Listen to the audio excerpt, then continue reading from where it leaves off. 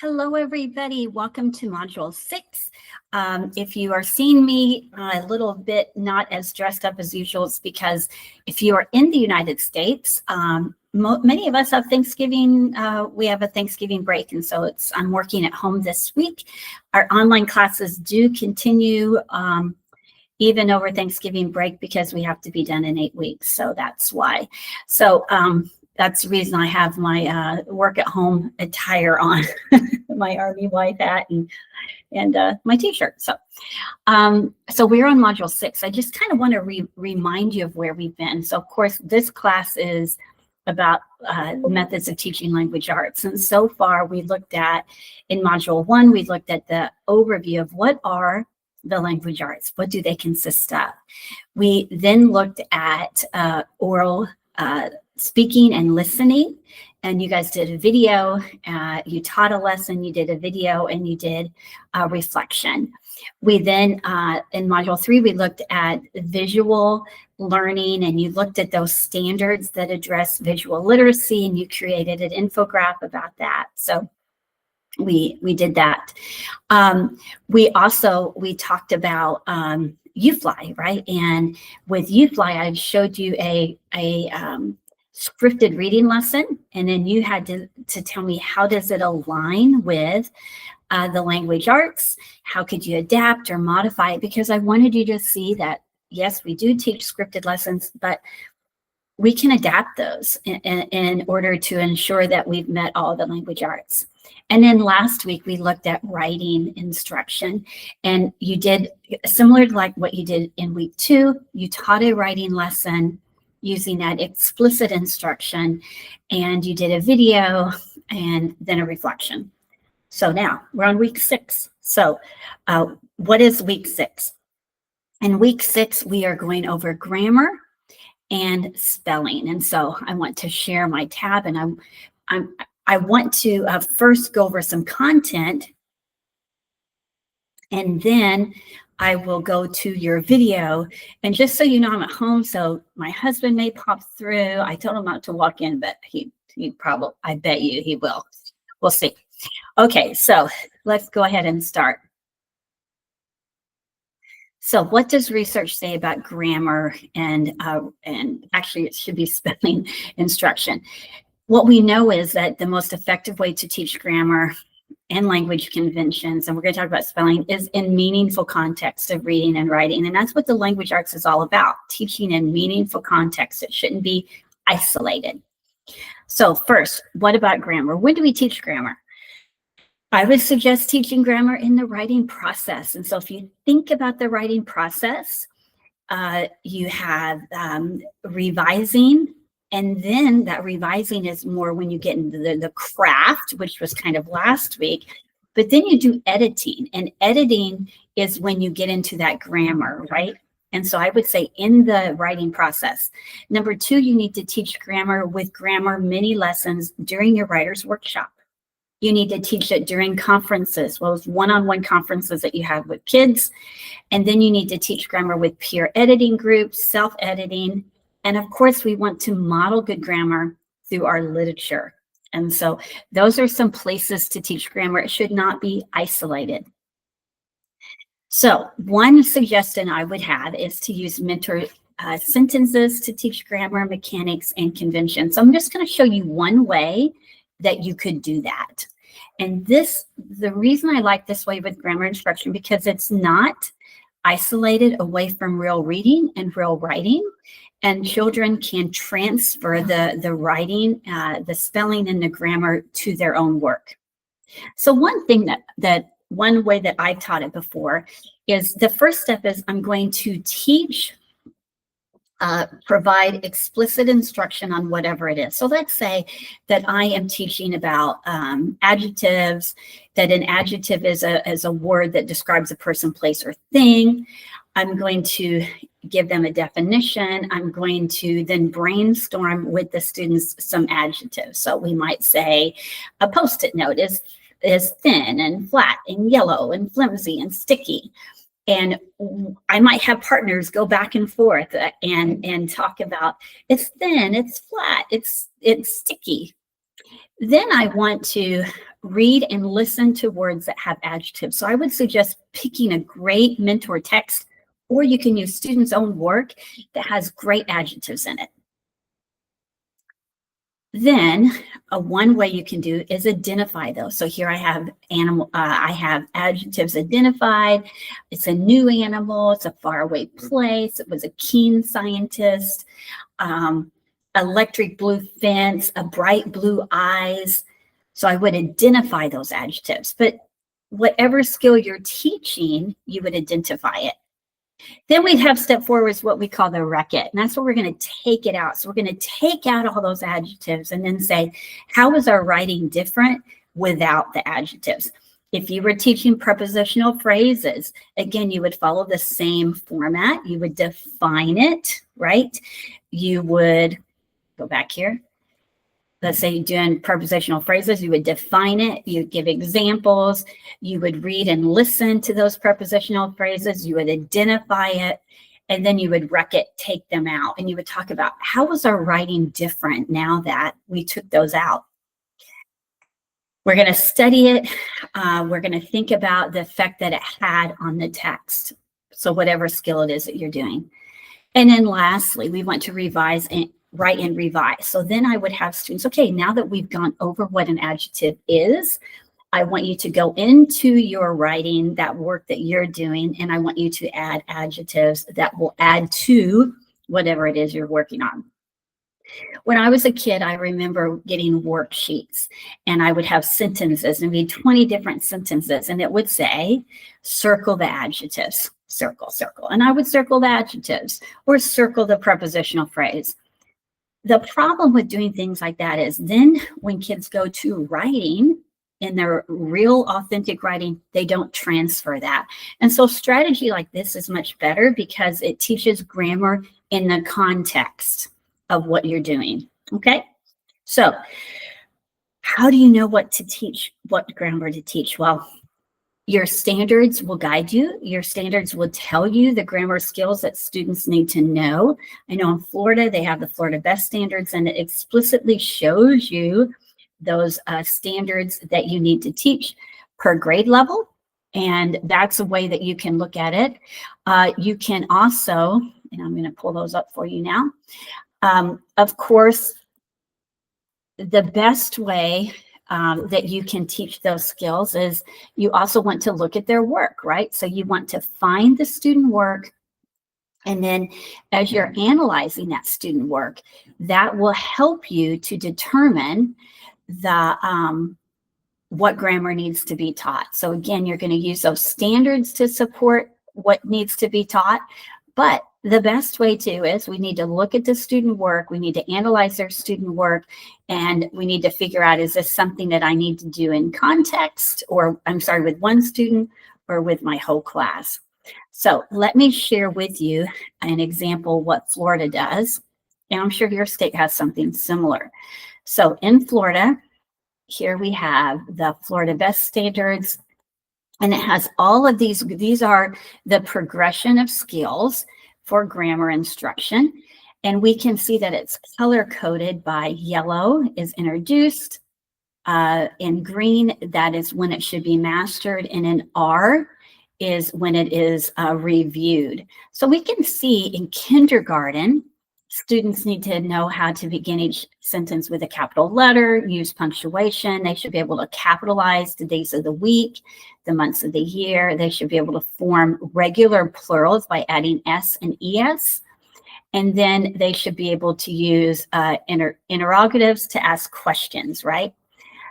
That's it for kindergarten. That's all you're going to introduce and master.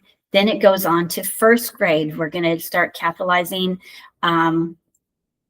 we're going to start capitalizing proper nouns and forming simple sentences. So it goes all the way down to the skills that the progression, sorry, I went too fast, of skills that need to be taught. So if you are new to education, you're like, I'm confused on what needs to be taught and when, I would say go to your progression chart. This tells you what you need to teach and when. When it comes to grading grammar, mechanics, and so forth.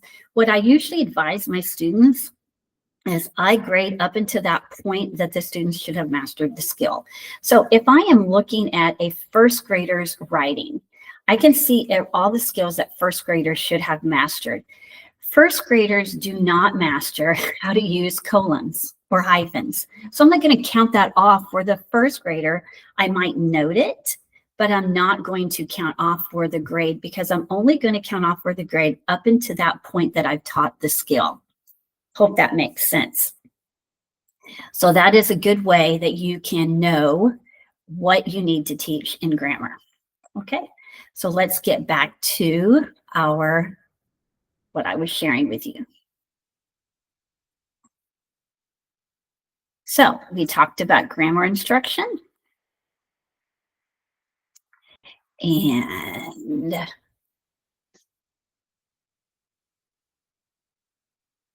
sorry, I'm having a little oop over here. Okay, here we go.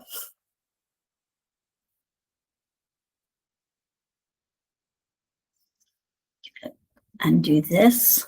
So glad you guys are patient with me. Okay, so that's a little bit about grammar. Okay, so let's get on to, I'm gonna stop this.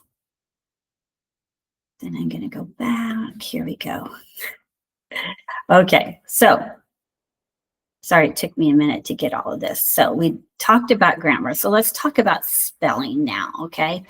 That's another big part of spelling. So we have grammar and we have spelling. So why spelling matters? Well, spelling matters because it's a linguistic task. It should not just be memorization. And I'm going to talk about that today.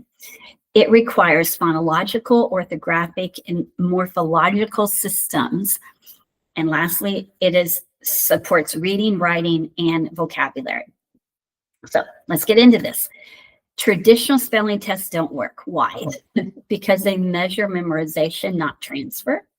The errors aren't analyzed many times to guide instruction, and spelling lists many times are random and not concept-based. And so we're going to talk about, not saying don't give spelling tests, but I'm saying if you do, you notice it says traditional, we want it to be based on errors that kids are making. We also don't want it to be random. We want it to be concept-based, based on the morphological and phonological, the phonics that you're teaching.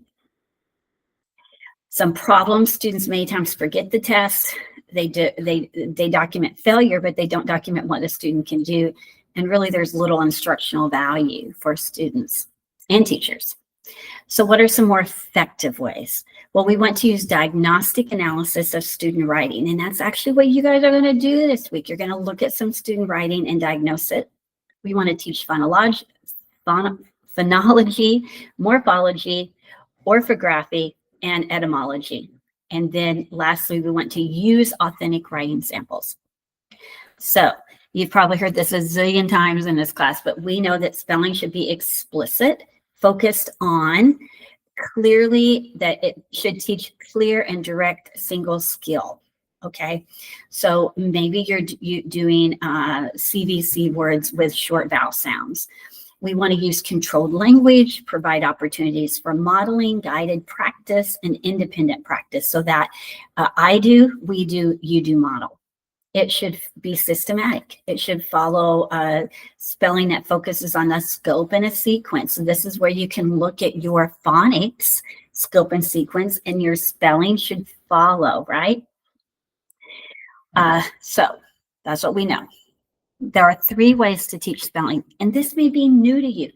It's relatively new to me as the more I study and learn about the science of reading. But we're going to talk about phonological instruction for spelling, orthographic instruction, and morphological instruction of spelling.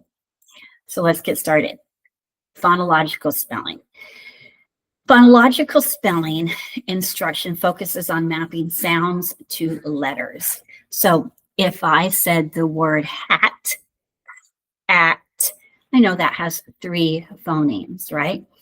It's best for students who many times omit sounds or confuse sounds. And so we're going to talk about some ways that we can use that with Alconin boxes or segmentation and so forth.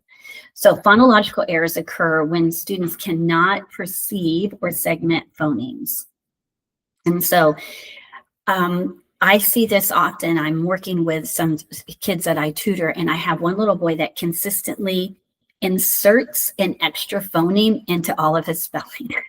And so what I have to work with him is on phonological spelling. That's mapping each sound phoneme with the grapheme. So for example, maybe you've seen this. If I had the word jump, a student may just put J and a P. They're skipping that medial vowel and the blend is omitted. Stone, they might put S-O-N. They're missing that internal consonant blend. Drain, gain, they haven't segmented it. So these are just examples of kids that maybe it's because they're not matching the phoneme and the grapheme. So what do you do with this? With these kids, you want to really emphasize the phoneme segmentation and blending. Alconin boxes are great to use where you're matching each grapheme with each phoneme. We want to use things like mouth awareness, using mirrors where you're teaching kids. And this is where a program like YouthLight is helpful because they're doing that grapheme phoneme correspondence. They're using mouth gestures, using mirrors. You need a systematic phoneme grapheme mapping routine. And you need to practice those consonant confusions. There's a lot of consonants that kids can confuse. So those are some instructional strategies. Many times these are more our beginning readers that struggle with spelling related to phonology. Then we have orthographic errors. So this is all the phonemes are represented. So they may have if the word was ship, they may know that that's actually 3 phonemes, ship, but they misunderstand the spelling pattern. So I'm going to give you some examples. So let's say they had the word screech. They might spell screech S-K-R-E-A-C-H. So they have some vowel team confusion, right, with that E-E and E-A. Hate might be spelled H-A-I-T, right? That's that CVC silent E confusion. Maybe pring instead of purring. We can tell that's R controlled. Or school and school. Now, phonetically, that's plausible, isn't it? But we have to teach them some of those rules where we can say, yes, school, phonetic. I mean, when you look at the phonemes, it matches. And it's phonetically plausible, but we have to teach them those different kind of rules. And then one, W-U-N, and one, that's an irregular word. So that's going to be maybe those irregular words that we have to teach kids. So orthographic errors are very common also, and this requires a lot of phonics instruction. But can you see the difference between orthographic spelling errors and the phonological? The phonological, they need help with understanding the number of phonemes that each word has. Orthographic errors has to do more with the actual phonetic aspect. So what are we going to do? We want to teach spelling patterns. So we're going to, when we teach spelling, we might work on vowel teams. Then we're going to work on digraphs, and we're going to work on R-controlled vowels, and it's going to be systematic. We want to do sorts, right? So maybe your kids are going to sort words that end in, that have the K sound spelled with a C and a K. We want to teach syllable types because teaching syllable types is going to help with those orthographic errors. We're going to do things like what we learned last week, do word and sentence dictation. And then we use contrast words. So we're going to teach them words like joy and join, that oi sound, and the differences between those. Those are just a few examples. The last way that we teach spelling is through a morphology. So what are these? These are errors that ignore meaningful word parts. This is when kids get confused about bases, base words, prefixes, suffixes. This happens many times with multi-syllable words.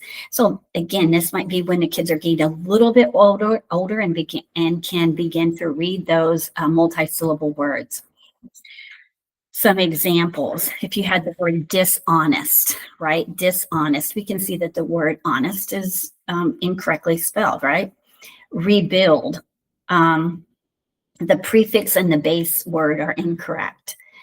Breakable, again, we have a suffix error, right? They need to know how to spell that suffix. Predictable, they're ignoring morphological structure.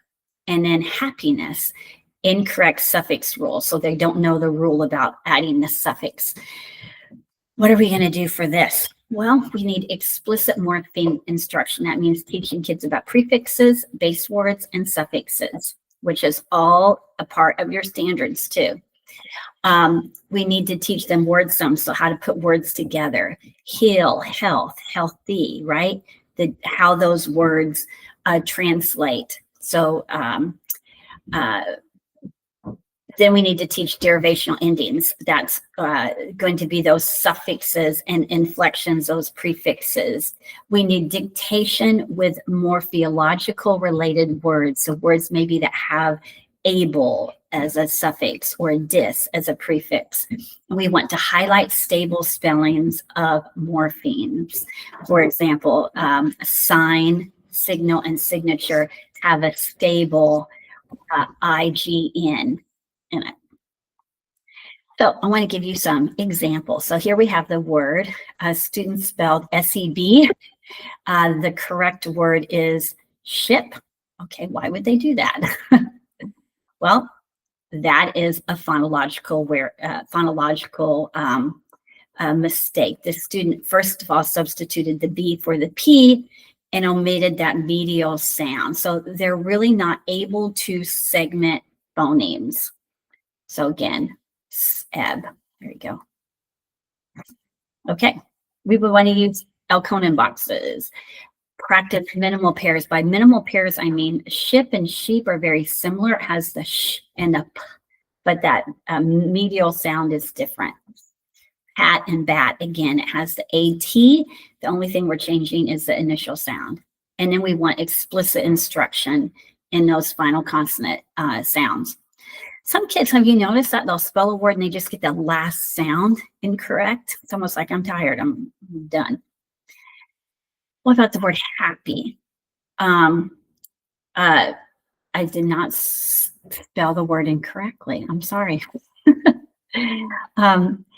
Let's say they just had HAPY. Okay, HAPY. Well, that student has not learned how to double that consonant. That's a rule, right? So that's an orthographic rule. So we might want to teach them that double rule for short vowels. And I've listed that rule. So they don't understand that rule. And another strategy is teaching them about syllables, right? Okay, what if we had unkindness? I did spell this one incorrect. I think when I did spell check, it corrected the words I wanted to be wrong. So unkindness, let's look at this one. We can see that the student misrepresented the base word kind and the suffix ness, right? So what do? We want to practice putting those words together, kind and ness. Kindness, we might want to do word sorts with words like ness, full, and less. So why did I go over all those different kinds of spelling? It's because you have to do error analysis, and then based on that error analysis, that's going to determine the type of instruction that kids need. A child that isn't getting the correct phonemes, that's an entirely different kind of instruction than a child that needs orthographic instruction. So we're going to practice that this week. And let me go over your assignments for the week. And I thought I had it here. Hopefully I do. Okay, here we go. So as I always do, I'm going to log into your assignments for the week. And bear with me as I'm at home and I have 3 different screens. And so trying to toggle back and forth between all my screens. Go. Okay, so what will you be doing this week? Let me share my screen.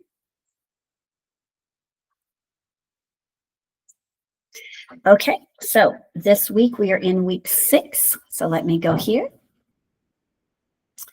And we are teaching spelling and grammar. So we have our aims. Your topic. Sorry about the vacuum. I told my husband I was videotaping, but I don't think he heard me. Analyze the role of grammar and spelling within the 6 language arts. Evaluate research-based strategies and diagnose grammar spelling errors and design targeted instructional errors. So that's what we're going to do this week. You have a couple of readings to do. So let's look here. There are the IL, International Literacy Association, what they said, the recommendations for teaching spelling. There's an article about grammar instruction, and then a couple more about spelling that you need to be reading. And then I also have some videos that you may like. You have one for your reflection. The question is Scarborough's reading rope. You remember back to Scarborough's reading rope because it was 6 language arts aligned with that. I want you to think about which strands are most directly support grammar and spelling. Write about that. How do the practices described in the article strengthen these strands? And then again, you're going to write your response and then respond to up here. That's your discussion post. What is your other assignment this week? Well, you're going to be provided with some writing samples, and there's a link to those writing samples. And I am going to show those now. So here are the writing samples. And I did use AI to create these writing samples for me. So you could do the kindergarten one. You could do the 2nd grade. I have a 4th grade writing sample or an 8th grade one. So you don't do all of these. You just pick one of the samples to do for 1 grade level. So you pick that sample, what grade you want to do, and you look at those errors, and then you need to choose one sample. What is the student doing well? Okay, so I want you to explain, if you choose the kindergarten one, what is the student doing well in regards to spelling and grammar? And align that with standards for the grade level. So you need to say they're doing well, because in kindergarten, this is an expectation. What are grammar and spelling concerns? Again, align that with those grade level recommendations for standards. Then I want you to document the specific spelling error. So you can just make a little chart, and you can say, these are the spelling errors. And the same thing for grammar errors. So receive, they put the I and E were confused. In grammar, maybe they had, the student had subject-verb agreement. So you're just going to list the errors for spelling and grammar, and then document what type of error it is. It's a spelling error, and it's I before E rule. It's a grammar error. It's maybe it's the wrong good and well. They mix those up. Then you need to explain the concept or rule that should be taught to address it. So again, if you were doing the I before E, the word receive, you would say they need to learn the rule of I before E except after C, that rule. Explain that concept. It can be just a couple sentences. Provide an example. So you might say, if it's verb tense, you could do she walks versus they walk. And so that's not going to be too long. That's probably just going to be a table, right? So you're going to say, these are the errors for spelling and grammar. This is the error. What are the spelling and grammar errors? What should they be? And then explain the concept. Shouldn't take too long. And then provide an example. Okay, so that shouldn't take you that long. Then after analyzing all of that, reflect on how addressing these issues will improve the student's writing. I want you to consider why addressing the issue is going to help their writing, and how do grammar and spelling contribute to overall communication. So you'll have a couple things here. You'll have a list of the grammar and spelling errors. You'll have an explanation of what should be taught based on those errors, and then you'll have a brief reflection. So I'm hoping this assignment won't be too drastically long, maybe 2 or 3 pages to go over this, but I want you to have practice analyzing student work. As you think about spelling, the spelling errors, that's where I want you to think about the type of errors. Is it phonological? Is it orthographic? Think about those errors and what you would do. So that's it for this week. I hope you have a wonderful Thanksgiving. And again, your discussion post is due on Saturday. Your original one, your response is due Tuesday, and this assignment is due on Tuesday also. Have a wonderful Thanksgiving. I'm so thankful for all of you. Bye-bye.